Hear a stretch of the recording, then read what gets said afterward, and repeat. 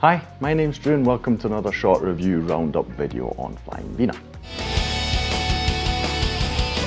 So how does this work? I've chosen 3 things that I want to talk about, 3 TV shows in particular, and yeah, I just want to give a really brief opinion on them so it's not as long as my usual review videos, and this allows me to get through more of them. You know, with only just 1 video a week, it's a bit difficult to cover everything I want to.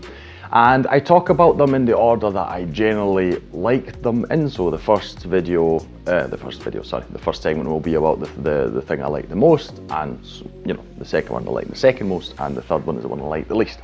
It's not a big ranking thing, it's just to explain that. What are the 3 things I'm talking about today? We have got the 3rd season of Star Trek Picard. I actually talked about the 2nd season in a previous video. I'll leave a link to that at the end of this. The second thing I'm talking about is the newest MCU series, which is Secret Invasion, based on Nick Fury, focused on Nick Fury. And the third thing I'm talking about is a Netflix series called The Watcher. Now I will say none of these were bad to me, but it's just, like I say, the order that I preferred them in.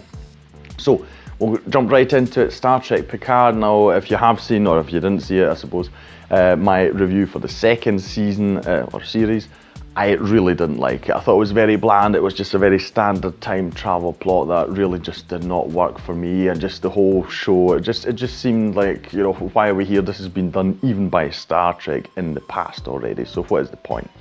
The 3rd season is really such a leap forward, and it's like, why wasn't it like this from the start? You know, you don't even have to watch the first 2 series. It's really not important. Just jump right into the 3rd one. If you're a Star Trek fan, you will love the whole thing. We've not only got Patrick Stewart as Jean-Luc Picard, we've got well, not all of them, but a few other actors returning from the Next Generation. It's not done, you know, just for simple fan service or something. Actually all part of the plot, and you've got the interactions, and it's great. You've got just the right amount of nostalgia, and but still, you know, bringing it forward 20, 30 years later, you know, making it interesting. And just the whole plot overall, I really liked it. While we do have a thingy about the Borg, I mean, it's obviously a favourite adversary. Yeah, I just really liked it, and the whole interactions, the action itself as it goes, really well put together. Like I say, compared to the first 2 series, really crazy to think that now they've really managed to produce very, very good Star Trek television. So yeah, high recommendation for that. Second thing we're talking about is the newest MCU series, which is Secret Invasion. It just concluded a short while ago, and it's we've got Nick Fury back, and it's all about this plot involving the Skrulls. If you don't know who the Skrulls are, Captain Marvel introduced us to them. It's this alien race. They've got green skin, if that maybe helps you. I mean, I'll have some pictures here as well to sort of remind you.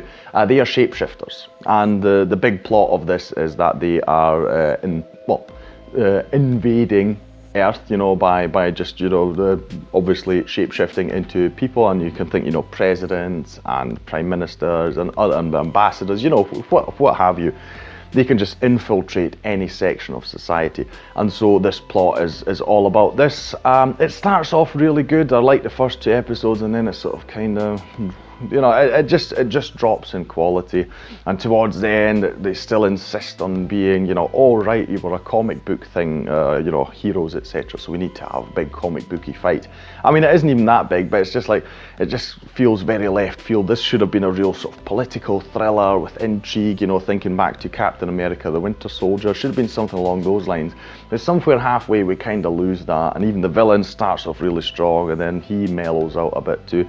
So yeah, it's really showing that they need to think more about the quality of the things they're putting out. While it's great to have all these comic book series, is every one of them really warranted, or at least should they maybe spend more time with them? Because the thing that this cost $200 million is crazy.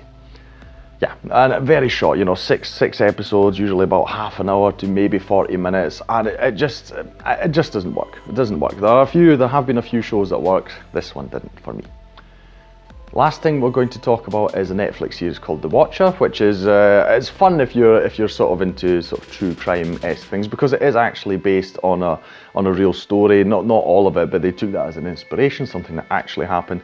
You've got this family, they move into this lovely house, you know, it's a dream house, and they're so happy there.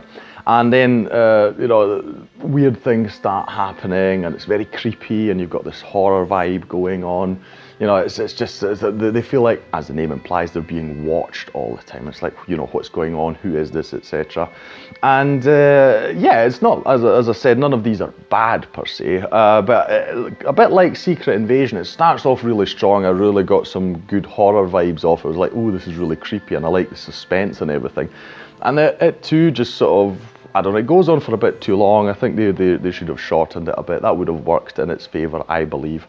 And I wasn't a big fan of the conclusion of the show. But it's the whole, overall, it was fun. It was at least fun, you know, just thinking about being in that situation and God, you know, just run out of the house. It's horrible. But yeah, so if you're a true crime fan and you want to watch a fictionalised sort of thing that is very strongly linked to true crime, I would recommend that you watch The Watcher. Watch The Watcher on Netflix.